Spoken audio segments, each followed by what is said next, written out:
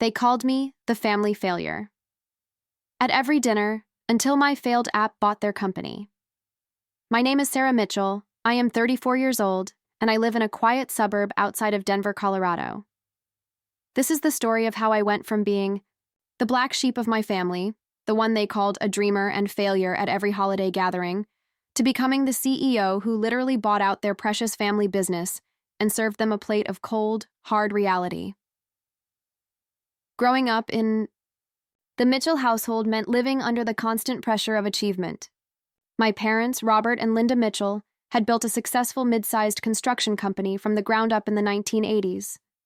Mitchell & Sons Construction became their pride and joy, even though they had 3 daughters and no sons. The irony wasn't lost on me, but pointing it out only earned me eye rolls and lectures about family legacy. My older sister Rebecca was the golden child, Harvard MBA, married to a lawyer, 2 perfect kids, and the designated heir to the family business. She'd been groomed since childhood to take over operations, and she wore that responsibility like a crown. My younger sister Amanda wasn't far behind. She'd married into old money and spent her days planning charity galas and posting Instagram photos from her latest European vacation. Then there was me, Sarah, the middle child who dared to major in computer science instead of business administration.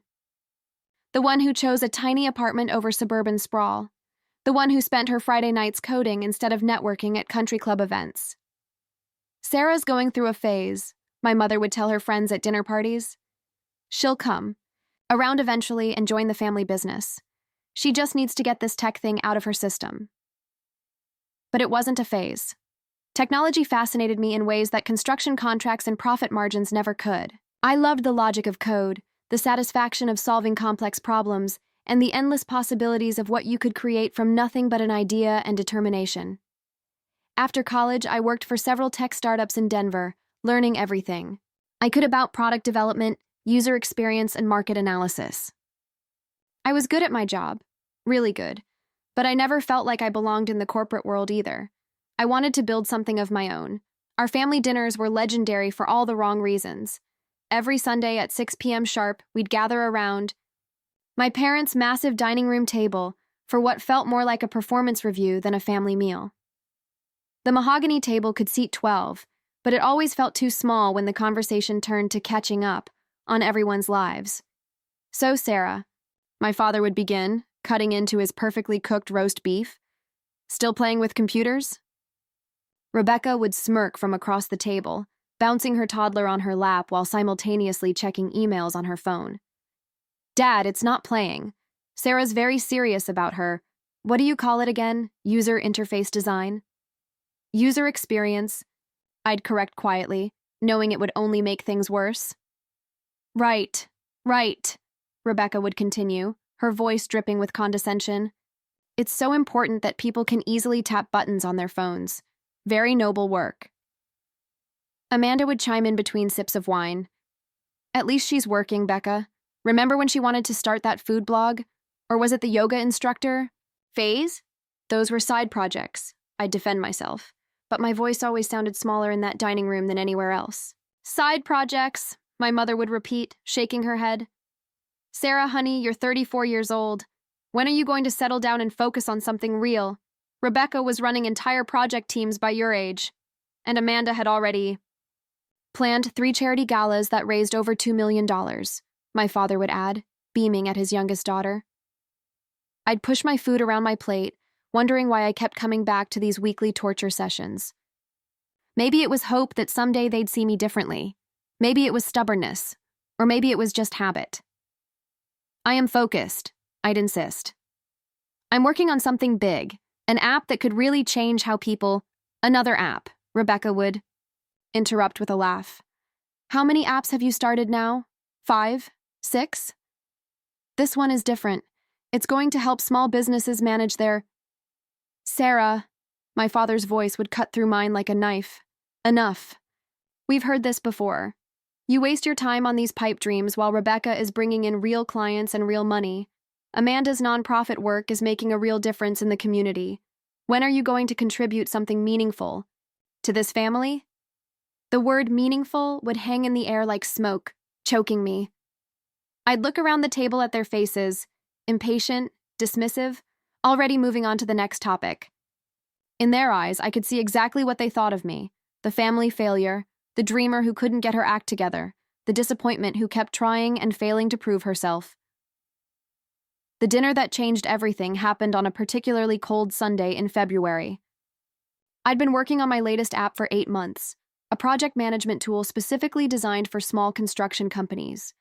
The irony wasn't lost on me that I was trying to solve problems in the very industry my family dominated, but I genuinely believed I'd found a gap in the market. I'd been staying up until 3 a.m. most nights, coding features and testing user flows. My apartment looked like a tech startup had exploded in it. Whiteboards covered with flowcharts, sticky notes everywhere, empty coffee cups forming geological layers on every surface. I was exhausted but excited because I'd finally gotten the beta version stable enough for real testing. I arrived at dinner that night with my laptop bag, planning to show them a demo. Maybe this time would be different. Maybe they'd finally see that I wasn't just playing around. "You look terrible," Amanda said as I hung my coat in the foyer. "Are you eating enough? You're so thin." "Thanks for the warm welcome," I muttered, but I was already rehearsing my pitch in my head. Dinner proceeded as usual until my father asked his weekly question. "So, Sarah, still working on that app thing?" This was my moment. "Actually, yes, and I'd love to show you what I've built. It's specifically designed for construction companies, and I think it could really help." "Oh no," Rebecca groaned, setting down her fork. "Please don't tell me you're going to try to lecture us about the construction industry. We've only been doing this for 30 years. "I'm not lecturing anyone. I've identified some real inefficiencies in how small construction companies manage their projects, and I've built a solution that—" "Sarah," my mother interrupted, "we're trying to eat. Can't we have one family dinner without you pitching us on your latest hobby?" "It's not a hobby." The words came out sharper than I intended. This is my career. This is what I'm passionate about. And for once, I'd like my family to at least pretend to be interested in what I'm working on. An uncomfortable silence fell over the table. My nephew started crying, and Rebecca shot me a look that could have melted steel. "Fine," my father said finally, his voice heavy with resignation. "Show us your app." I pulled out my laptop with trembling hands, knowing I had one shot to make this right. I launched the demo and started explaining the features, project timelines, resource allocation, client communication tools, budget tracking. See, the problem with most project management software is that it's designed for tech companies or large corporations, I explained, clicking through screens. But small construction companies have different needs. They need something that accounts for weather delays, material delivery schedules, subcontractor coordination. "This is ridiculous," Rebecca said, not even looking at the screen. "Dad, you've been running construction projects since before computers existed. Why would you need some app to tell you how to do your job?" "I'm not trying to tell anyone how to do their job. I'm trying to make their job easier. Look at this feature. It automatically adjusts project timelines when you input a weather delay, and it sends notifications to all relevant parties. That saves hours of phone calls and prevents costly miscommunications." "Sarah," my father said quietly, closing my laptop, "this is exactly what we're talking about. You're trying to solve problems that don't exist. Real construction companies don't need fancy apps. They need experienced project managers who understand the business." "But Dad, if you just looked at the data—" "What data?" Amanda laughed. "Who's even using this thing? Do you have any actual customers, or is this another one of your theoretical projects?" I felt my cheeks burn. "I'm still in beta testing, but the feedback has been really positive." "Beta testing," Rebecca repeated slowly. "So no real customers. No revenue. No proof that anyone actually wants this." "That's not—" "It's more complicated than that. Building a user base takes time and—" "Sarah, honey," my mother's voice was gentle but devastating, "when are you going to accept that maybe this isn't your calling? There's no shame in admitting that entrepreneurship isn't for everyone. Rebecca could probably find you a position at the company. Something in administration, maybe, where you could use your computer skills in a more practical way." The room fell silent except for the ticking of the grandfather clock in the corner. I looked around the table at their faces: pity, impatience, and something that looked almost like relief, that they could finally stop pretending to believe in me. "You know what?" I said, closing my laptop and standing up. "You're right. This is ridiculous. I'm ridiculous. The family failure strikes again, right?" "Sarah, don't be dramatic," my father said. "Dramatic?" I felt something snap inside me. "I've spent years trying to prove myself to you. Years of listening to you dismiss everything I care about. Years of being treated like the family disappointment because I chose a different path." "We're not dismissing you," Rebecca said. "We're trying to help you be realistic." Realistic. I laughed, and it sounded bitter even to my own ears. "You want to know what's realistic? Realistic is that I've learned more about business in the last 8 months than you've forgotten. Realistic is that I've identified a genuine market opportunity that none of you are smart enough to see. And realistic is that I'm done trying to earn respect from people who've already made up their minds about me." I grabbed my coat and headed for the door, my laptop bag slung over my shoulder. "Sarah, where are you going?" my mother called after me. I turned back one last time. "I'm going home to work on my ridiculous app. And when it succeeds, not if, when, don't expect an invitation to the celebration." The drive home was a blur of tears and rage. I sat in my car outside my apartment building for 20 minutes, replaying every dismissive comment, every eye roll, every moment when they'd made me feel small and worthless. But somewhere between the crying and the anger, something else emerged. Clarity. They were wrong about me. I knew they were wrong. But I also knew that my app, in its current form, wasn't going to prove them wrong. The beta testing feedback had been lukewarm at best. Small construction companies were interested but not committed. I was solving a real problem, but I wasn't solving it in a way that made people desperate to pay for my solution. I spent the next 3 days locked in my apartment, diving deep into market research. I read industry reports, analyzed competitor products, and most importantly, I started reaching out to small business owners directly, not just in construction, but across multiple industries. What I discovered was both humbling and exciting. My original app was too narrow. I'd been so focused on construction companies that I'd missed the bigger picture. The problems I was trying to solve, project management, client communication, resource allocation, budget tracking, these weren't just construction problems. They were small business problems.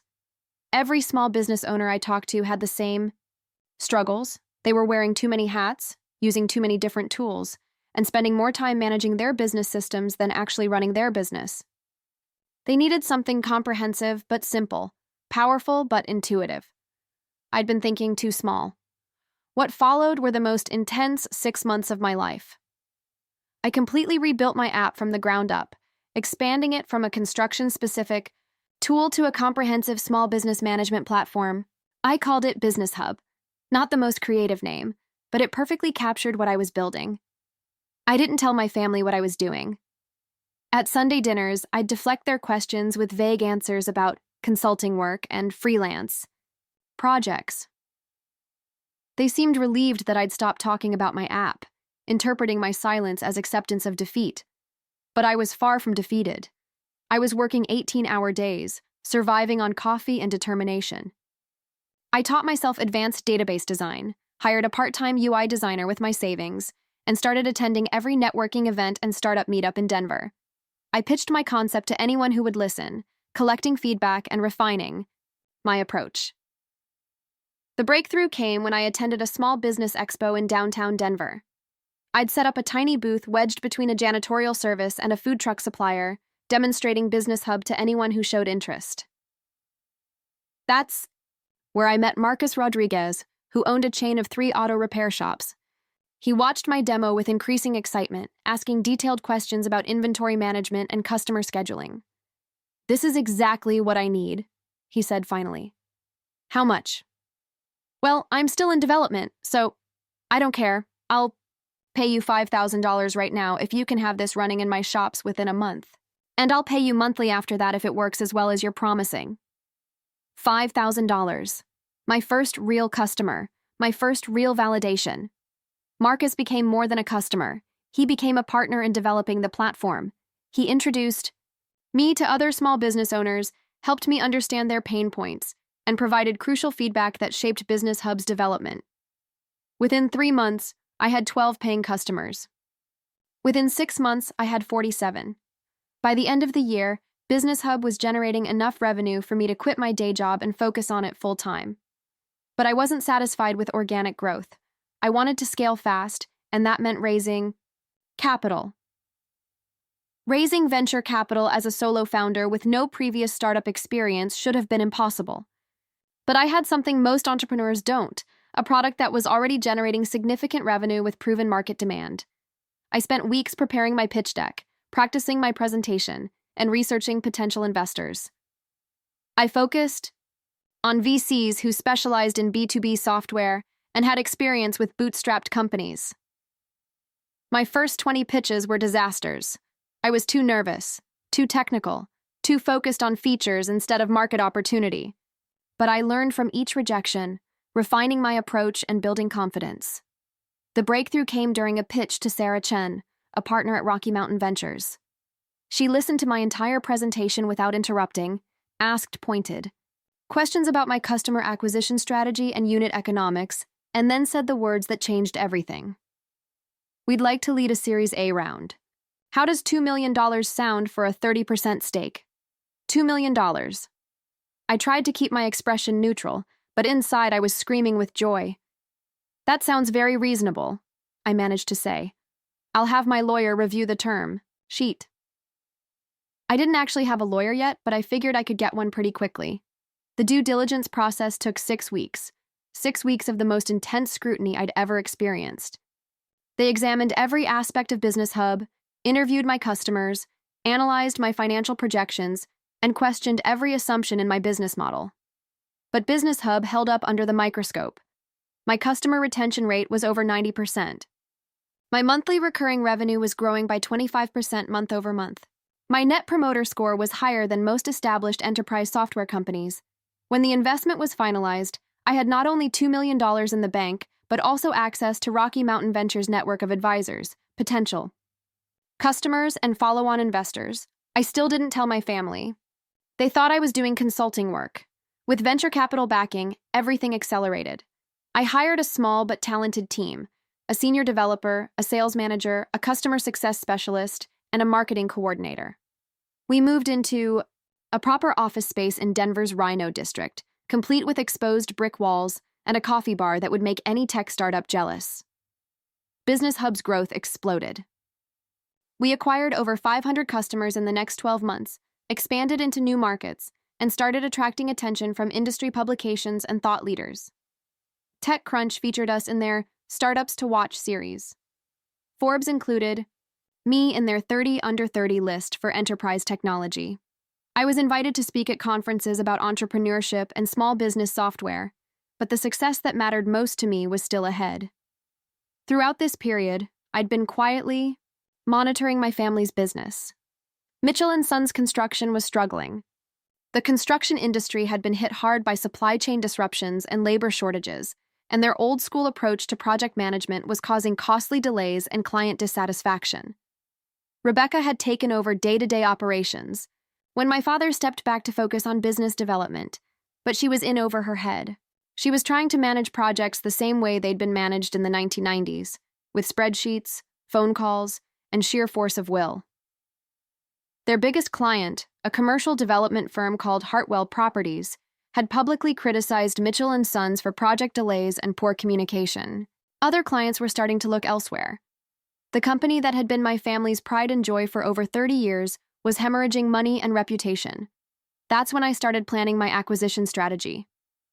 I didn't approach Mitchell & Sons directly. Instead, I worked with my investors to create a shell company called Colorado Business Solutions that specialized in acquiring and restructuring small to medium-sized businesses in traditional industries. The beauty of the plan was that it wasn't vindictive. It was genuinely strategic. Business Hub's fastest-growing customer segment was construction companies, and acquiring Mitchell & Sons would give us invaluable industry expertise and a testing ground for construction-specific features. Plus, if I could turn around a struggling construction company using Business Hub, it would be the ultimate case study for our platform. My lawyer reached out to my father's lawyer in late November, expressing interest in acquiring Mitchell and Sons. The initial offer was fair, but not generous. Exactly what you'd expect for a company with declining revenue and client satisfaction issues. My father's response, relayed through lawyers, was predictably indignant. Mitchell and Sons wasn't for sale. It was a family business with a proud legacy. They'd weather the current challenges just like they'd weathered previous downturns. But pride doesn't pay bills or satisfy angry clients. By February, Hartwell Properties had terminated their contract with Mitchell and Sons, citing persistent project management failures and communication breakdowns. 2 other major clients followed suit. Within a month, Rebecca called me on a Thursday night in March, something she hadn't done in over 2 years. "Sarah, I need to ask you something, and I need you to be honest with me." "Okay," I said, curious where this was going. "Dad's been getting calls from some investment company about buying the business, Colorado Business Solutions or something. Do you know anything about companies like this? Are they legitimate?" I chose my words carefully. There are a lot of investment groups looking to acquire traditional businesses and modernize them. Some are legitimate, some aren't. Why is Dad considering it? There was a long pause. "We're in trouble, Sarah. Real trouble. We've lost 3 major clients in the past 6 months, and we can't seem to get new projects off the ground. Everything we bid on goes to competitors who promise better communication and project management."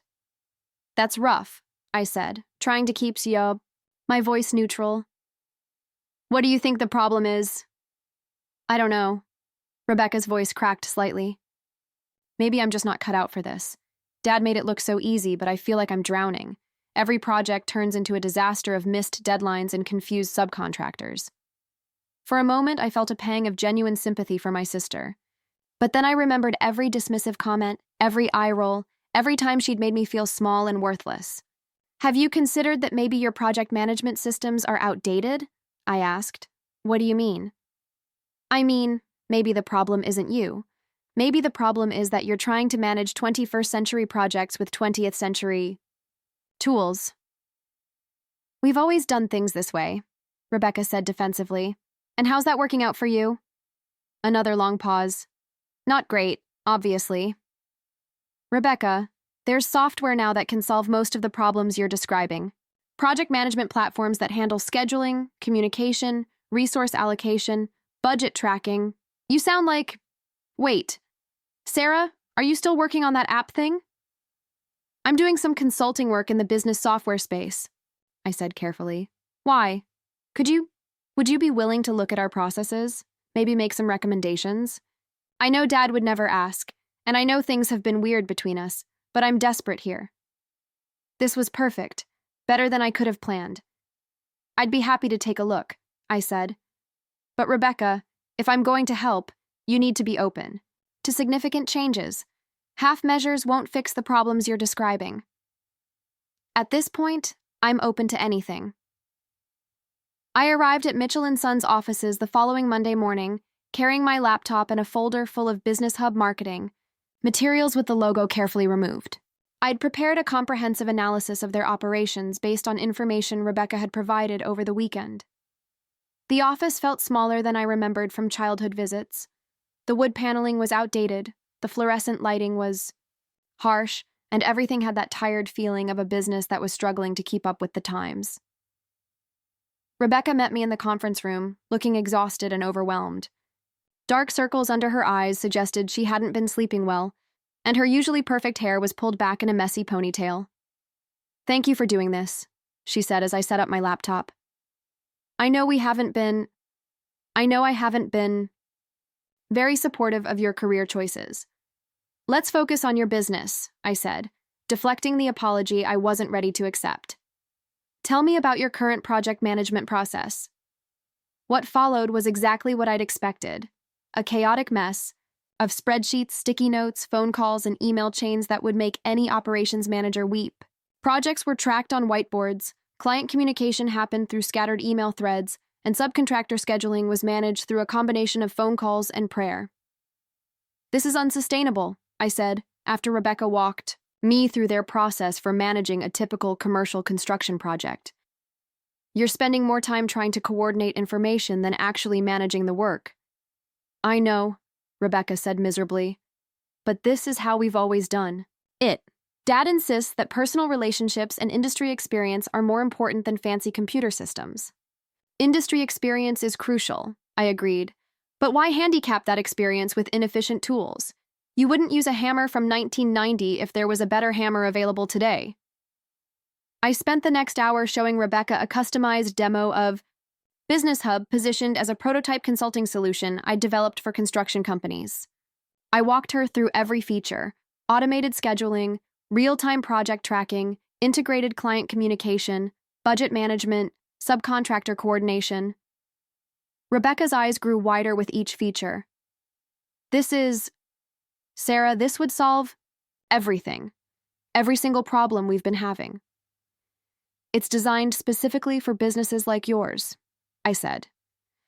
Companies with the industry expertise to do great work, but without the operational infrastructure to manage complex projects efficiently. How much would something like this cost? I quoted her Business Hub's standard pricing, $200 per user per month for the professional tier, with implementation and training included. That's less than we spend on project management software that doesn't work, Rebecca said. And way less than we're losing on project delays and client dissatisfaction. There's just one problem, I said, pretending to check my notes. This solution requires buy-in from senior leadership. The implementation process involves changing fundamental business processes, and that's impossible without support from the top. Rebecca's face fell. Dad will never go for it. He thinks technology is overrated and that traditional methods are always better. Then your problems are going to continue, I said simply. You can't solve operational inefficiency with good intentions. Rebecca was quiet for a long moment, staring at my laptop screen. What if I could convince him? Would you be willing to implement this for us? I'd consider it, I said. But Rebecca, your company is in serious trouble. From what you've told me, you've got maybe 6 months before you're facing bankruptcy. That's not enough time for incremental changes. You need dramatic transformation, and that means dramatic investment in new systems and processes. How dramatic? I pulled out a comprehensive business transformation proposal I'd prepared the night before. It outlined a complete operational overhaul using Business Hub as the foundation, along with staff training, process reengineering, and performance metrics. The price tag was substantial but fair. $50,000 for implementation and training, plus monthly software fees. This is more than just software, I explained. This is a complete business modernization. If you commit to this process, I can almost guarantee that your project efficiency will improve by at least 40%. Your client satisfaction scores will double, and your profit margins will increase by 15-20%. Rebecca studied the proposal with the same intensity she'd once applied to her Harvard case studies. These guarantees. Are you confident in these numbers? I've implemented similar transformations for other construction companies, I said, which was technically true. The results have been consistent. I need to talk to Dad, Rebecca said finally. But Sarah, thank you. For the first time in months, I feel like maybe we can turn this around. The family meeting was scheduled for the following Sunday, not during our usual dinner, but in the afternoon at the Mitchell & Sons office. Rebecca had convinced my father that they needed to make some major decisions about the company's future, and she'd positioned my consultation as a potential solution to their operational problems. I arrived early and set up in the conference room, arranging my materials and mentally rehearsing my presentation. This wasn't just a business pitch. This was the moment I'd been working toward for over 2 years. My parents arrived first, followed by Rebecca and Amanda. Everyone looked tense and uncomfortable, like we were gathering for a funeral rather than a business meeting. Sarah, my father said stiffly, Rebecca tells me you've been consulting on business operations. Among other things, I replied.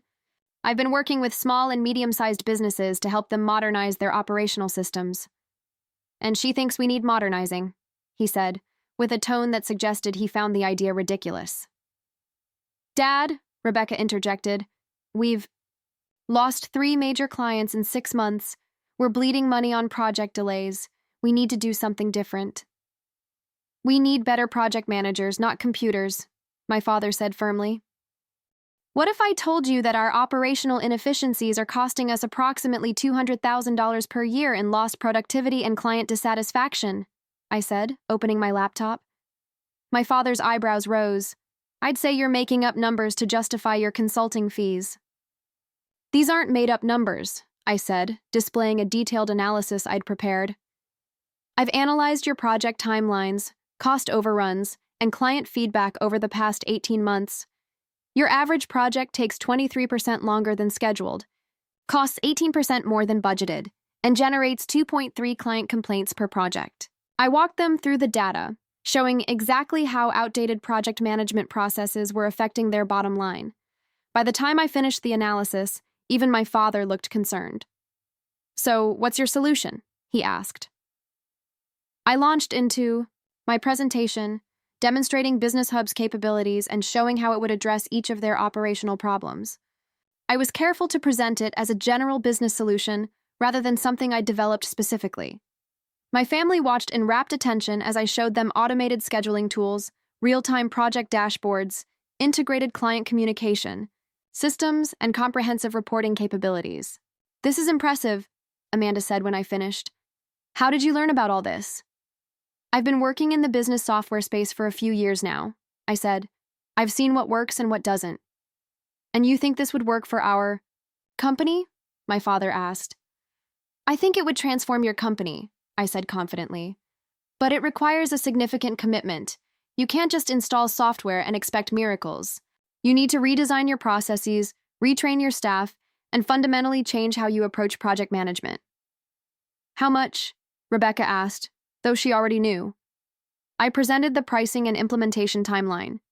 $50,000 for complete implementation and training, plus monthly software fees. The entire transformation would take approximately 3 months. My father's face went pale. $50,000 for software? For complete business modernization, I corrected. The software is just one component. You're paying for process, redesign, staff training, ongoing support, and guaranteed results. Guaranteed results, my father repeated skeptically. If your operational efficiency doesn't improve by at least 40% within 6 months, I'll refund the entire implementation fee, I said.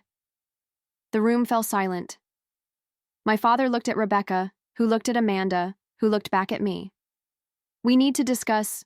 This is a family, my father said finally. Of course, I said, closing my laptop. But don't take too long. Your operational problems are getting worse every month, and your competitors are getting further ahead.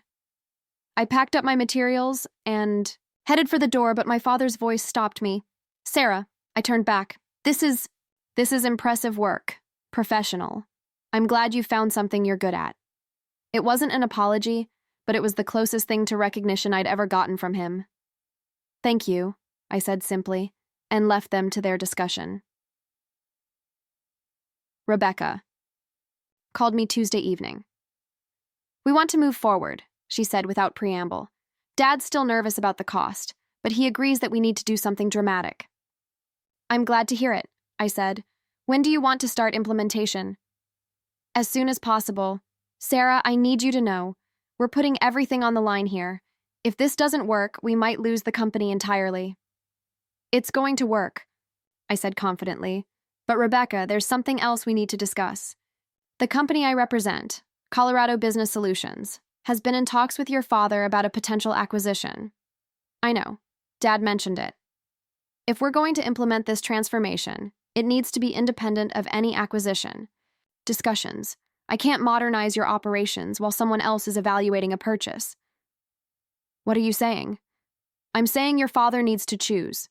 Either commit to this transformation and take the acquisition off the table, or pursue the acquisition and forget about operational improvements. It was a calculated risk, but I needed to control the timeline. If my father refused the transformation, I could proceed with the acquisition. If he accepted it, he'd be committing to work with me, unknowingly, to save his company. I'll talk to him, Rebecca said. The call came the next morning. My father's voice was tense but determined. Sarah, we want to move forward with your transformation. Proposal. And we're taking the acquisition off the table. This is our family business, and we're going to fight to save it. I think that's the right decision, I said. When can we start? The next 3 months were surreal. I was essentially consulting for my own family while they had no idea who I really was professionally. I'd created a completely separate identity as a business operations consultant, complete with a professional website, client testimonials, and industry credentials. Every weekday morning, I'd arrive at Mitchell & Sons offices as Sarah Mitchell, business consultant, and spend 8 hours working directly with the staff to implement Business Hub throughout their operations. The transformation was dramatic and immediate. Within the first month, project communication improved so significantly that client complaints dropped to nearly zero. The automated scheduling system eliminated the constant juggling act of coordinating subcontractors and material deliveries. Budget tracking became precise and real-time, ending the guesswork that had plagued their financial planning. But the most satisfying part was watching Rebecca's confidence grow. As the operational chaos disappeared, she was able to focus on what she was actually good at: client relationships and strategic planning. For the first time since taking over daily operations, she seemed like she was enjoying her job. "Sarah, this is incredible," she said during our 6-week progress review. "Everything you promised is happening. Our project timelines are ahead of schedule, our clients are happier than they've been in years, and our profit margins are the best they've ever been." "I told you it would work," I said, reviewing the performance metrics on my laptop. "But how did you know? I mean, you understood our problems better than we did, and you had solutions for issues we didn't even realize we had." I chose my words carefully. I've worked with a lot of construction companies. The problems are usually the same: good people working with bad systems. By the end of 3 months, Mitchell & Sons was a completely different company. They'd won back 2 of their major clients, secured 3 new significant contracts, and were being recommended by customers who had previously criticized their performance. My father was effusive in his praise. "Sarah, you've saved our company. I don't know how to thank you. Just keep using the systems we've implemented," I said, "and keep focusing on what you do best, building things." But I wasn't done yet. The transformation had been successful, but it was just the setup for the real climax. The call came on a Friday afternoon in June. Rebecca's voice was panicked. "Sarah, that acquisition company is back. Colorado Business Solutions. They've made a new offer, and it's good, really good. Dad's actually considering it this time." "How good?" "Good enough that we could all retire comfortably. But Sarah, after everything we've accomplished, after all the work you've done to turn this company around, it feels wrong to sell now." "What does your father want to do?" "He's torn. Part of him wants to keep fighting, but part of him thinks this might be the best offer we'll ever get." "When do they need an answer?" "Monday. They want to meet with the whole family on Monday to finalize the deal." "Perfect. Rebecca, can I ask you a favor?" "Of course. After everything you've done for us, anything. I'd like to attend that meeting. As your consultant, I think I should be there to represent the operational improvements we've made.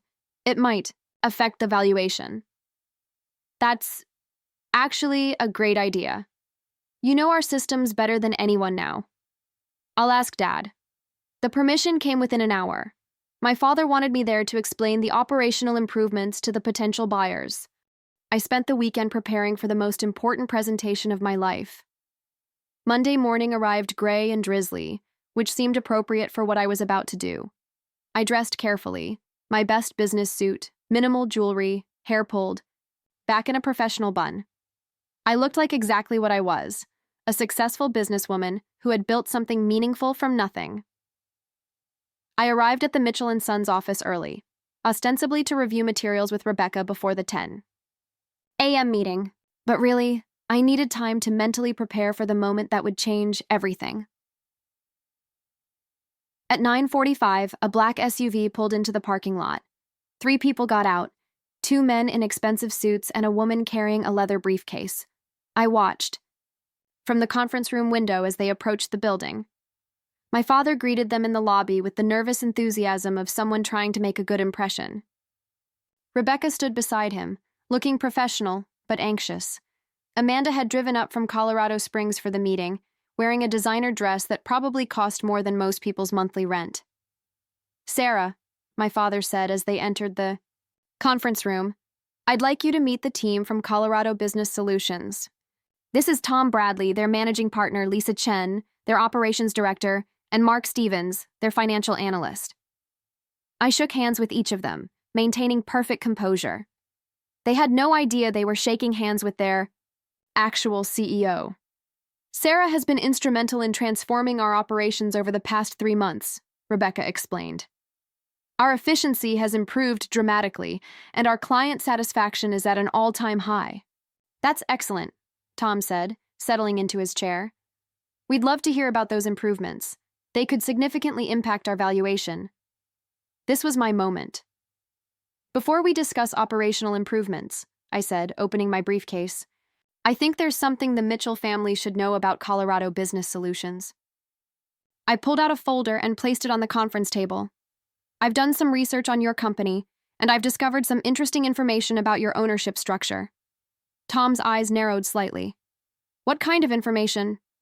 "Well, for starters, Colorado Business Solutions is wholly owned by Rocky Mountain Ventures, a venture capital firm that specializes in technology investments." My father looked confused. "I don't understand. What does that have to do with acquiring construction companies?" "It's interesting, isn't it?" I continued, pulling out more documents. "A tech-focused VC firm creating a shell company to acquire traditional businesses. But it makes sense when you understand the real strategy." I stood up and walked to the whiteboard, picking up a marker. Colorado Business Solutions isn't just acquiring Mitchell & Sons. They're acquiring it to serve as a case study and testing ground for a business management software platform called Business Hub. Rebecca's face went pale. "Business Hub? That's the software you implemented for us?" "Exactly." I turned back to face the room. "The plan is to buy struggling traditional businesses, implement Business Hub to turn them around, and then use those success stories to market the platform to other companies." "That's actually quite clever," Amanda said slowly. "It is," I agreed. "And it's working. Business Hub now has over 800 paying customers and is generating approximately $2.4 million in annual recurring revenue." Tom looked uncomfortable. "Ms. Mitchell, I'm not sure where you're getting this information, but I'm getting it from public filings, investor documents, and industry research," I said calmly, "all of which are available if you know where to look." I pulled out another document. In fact, Business Hub recently closed a Series A funding round led by Rocky Mountain Ventures. The round was $2 million for a 30% stake, which values the company at approximately $6.7 million. The room was completely silent. My family stared at me with expressions ranging from confusion to dawning realization. "But here's the really interesting part," I continued, returning to my briefcase. "I've also researched the founder and CEO of Business Hub." I pulled out a final document, Business Hub's corporate registration, with my name clearly listed as founder and principal shareholder. The CEO is a 34-year-old woman from Denver, Colorado. She has a computer science degree, several years of experience in tech startups, and she's been working on business management software for the past 3 years. I set the document on the table where everyone could see it. Her name is Sarah Mitchell. The silence that followed was deafening. I could hear the air conditioning humming, traffic passing outside, and my own heartbeat pounding in my ears. Rebecca was the first to speak, her voice barely a whisper. "Sarah, what are you saying?" "I'm saying that Colorado Business Solutions is my company. Business Hub is my software. And the operational transformation you've experienced over the past 3 months wasn't just consulting. It was a live demonstration of what my platform can do." My father's face had gone completely white. You're saying you own the company that wants to buy us?" "I'm saying I own the company that has been evaluating an acquisition of Mitchell & Sons, yes. But I'm also saying that the acquisition isn't necessary anymore." I walked back to the head of the table and looked at each of them in turn. 3 months ago, you were struggling with operational inefficiencies, losing clients, and facing potential bankruptcy. Today, you're profitable, efficient, and growing. You've already experienced the transformation that would have justified an acquisition. But why? Rebecca's voice cracked. Why would you help us if you were planning to buy us? Because I wanted to prove something, I said simply. For years, you've all treated me like the family failure, the dreamer who couldn't get her act together, the disappointment who kept trying and failing to prove herself. I pulled out my phone and opened Business Hub's latest performance dashboard. This is my company, I said, showing them the screen. 842 paying customers, $2.4 million in annual recurring revenue, 94% customer retention rate. Featured in TechCrunch, Forbes, and Inker magazine. Backed by one of Colorado's most prestigious venture capital firms. I set the phone on the table. I'm not the family failure. I never was. I built something real, something valuable, something that actually helps people. And I proved it by using my failed app to save your company. Amanda was staring at me like she'd never seen me before. Sarah, you're a millionaire? On paper, yes, but that's not the point. Then what is the point? My father asked quietly. I looked at him, really looked at him, for the first time in years without feeling small or defensive. The point is that I don't need your validation anymore. I don't need you to be proud of me or to understand what I do or to respect my choices. I've built something meaningful, and I did it despite your doubts, not because of your support. I started gathering my materials.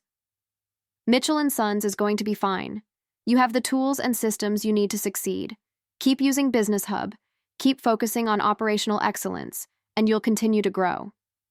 Sarah, wait, Rebecca said, standing up. I don't understand. If you own Business Hub, why didn't you just tell us? Why go through all this elaborate, whatever this is? I paused at the door. Because I needed you to see what I was capable of. Without the bias of family dynamics. I needed you to experience the value of my work before you knew it was mine. And honestly, I needed to prove to myself that I could succeed even when the people who should have believed in me didn't. We never meant to make you feel that way, my mother said softly. Yes, you did, I replied, not unkindly. Every Sunday dinner, every dismissive comment, every time you suggested I should give up and find something practical, you meant to discourage me. You meant to push me toward what you thought was realistic. I opened the door. The irony is that your lack of faith made me stronger. It forced me to become completely self-reliant, to trust my own judgment, and to build something that could succeed without family support. So in a way, I should thank you. Sarah, please don't leave like this, my father said, standing up from his chair. I'm not leaving angry, I said. I'm leaving successful. There's a difference. I looked around the room one more time, at Tom and his team, who were trying to process what they'd just witnessed, at Amanda, who was staring at her phone, presumably looking up Business Hub, at Rebecca, who looked like she wanted to cry, at my parents, who looked like they were seeing me for the first time. Congratulations on turning your company around, I said. You should be proud of what you've accomplished. And with that, I walked out of Mitchell & Sons for the last time as their consultant and for the first time as their equal. The next few weeks were surreal. News of Business Hub's success spread quickly through Denver's business community, especially after TechCrunch picked up the story of how I'd used my own software to transform my family's struggling construction company. The article, titled "Local Entrepreneur Uses Her Failed App to Save Family Business," went viral in startup circles.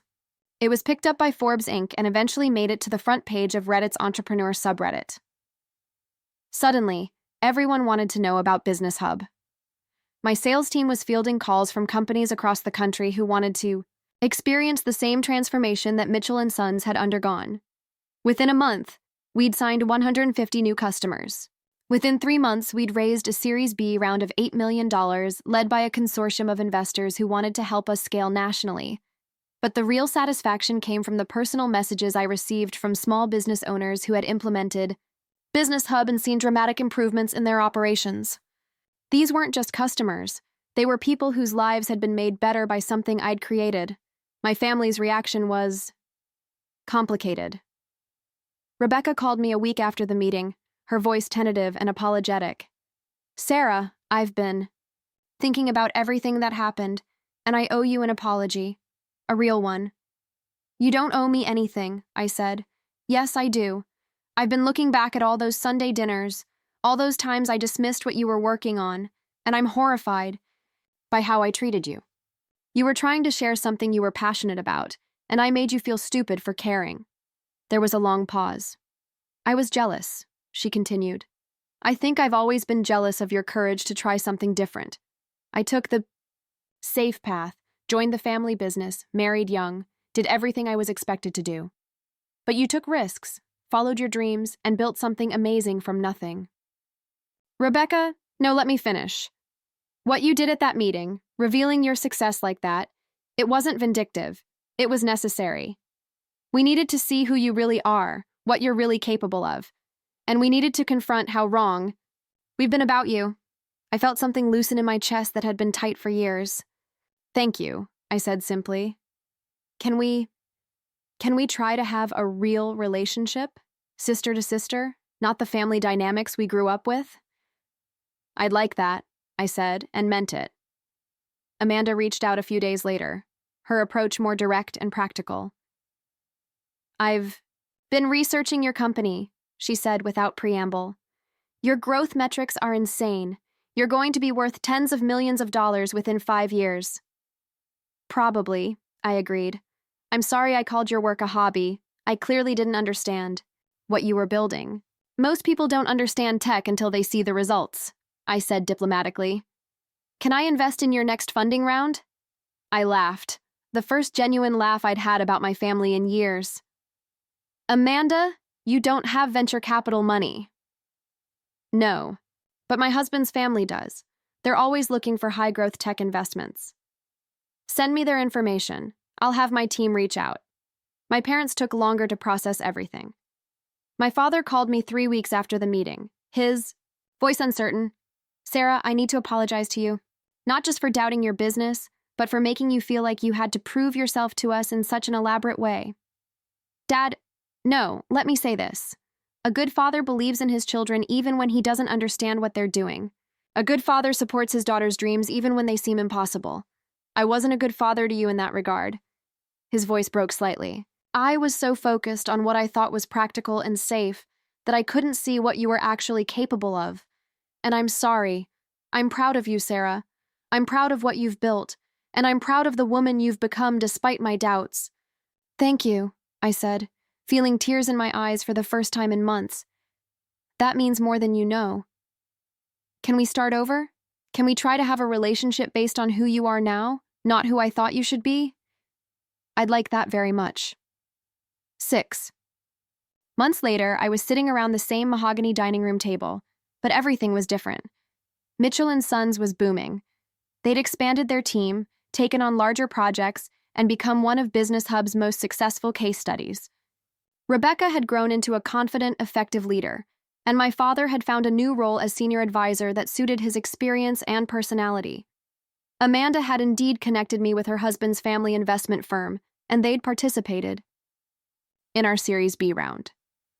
She'd also started volunteering with a nonprofit that taught digital literacy to underserved communities, using Business Hub as one of their training platforms. But the biggest change was in how we related to each other. Gone were the performance reviews disguised as family dinners. Instead, we actually talked about work, about life, about ideas and dreams and challenges. So what's next for Business Hub? My mother asked as she served dessert. Are you going to expand internationally? We're looking at Canada and the UK, I said. But first, we want to make sure we've built the right foundation here in the US. That's smart, my father said. Better to do one thing really well than to spread yourself too thin. Speaking of doing things well, Rebecca said with a grin, guess who just got featured in Construction Today magazine as one of the most innovative project managers in Colorado? No way, I said, genuinely excited for her. Way. And guess what software they specifically mentioned as the key to our transformation? We all laughed, and for the first time in my adult life, I felt like I truly belonged at that table. You know what I love most about this story? Amanda said, refilling her wine glass. It's not just that you succeeded, it's that you succeeded. So completely that you could afford to be generous. You could have destroyed our company if you'd wanted to. Instead, you saved it. I never wanted to destroy anything, I said. I just wanted to prove that I wasn't the person you thought I was. You proved much more than that, my mother said quietly. You proved that dreams aren't just acceptable, they're essential. You proved that taking risks and following your passion can lead to something bigger than any of us imagined. She reached across the table and squeezed my hand. I'm sorry it took us so long to see it. As I write this story, Business Hub has grown to over 2,000 customers across North America. We've raised $25 million in total funding, expanded our team to 85 employees, and been named one of the fastest-growing B2B software companies in the country. But the success that matters most to me isn't measured in revenue or valuations. It's measured in the small business owners who tell me that Business Hub gave them their lives back. It's measured in the construction companies that have doubled their efficiency, the consulting firms that have streamlined their operations, and the service businesses that have finally gained control over their chaos. And yes, it's measured in the Sunday dinners where my family asks about my work with genuine interest and pride. I kept the original business plan I wrote for Business Hub, the one I was trying to show them on that terrible February night when everything fell apart. Sometimes I look at it and marvel at how far I've come, not just professionally, but personally. The woman who wrote that business plan was still seeking validation from people who couldn't see her value. The woman I am today knows her own worth and doesn't need anyone else's permission to pursue her dreams. My story isn't really about revenge, though I know that's how it started. It's about resilience. It's about the power of believing in yourself when no one else will. It's about the difference between proving people wrong and proving yourself right. The family failure became the family success story, but more importantly, she became herself.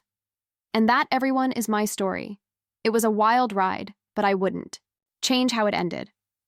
What would you have done if you were in my shoes? I'm really curious to know, so tell me down in the comments below. Have you ever experienced anything remotely similar, or had a moment where you just knew you had to take a stand? I'd love to read your experiences if you're comfortable sharing. If you found this story satisfying and you're hungry for more, please do me a huge favor and hit that subscribe button, give this video a big thumbs up, and don't forget to click the notification bell so you won't miss out on the next one. Thanks for listening.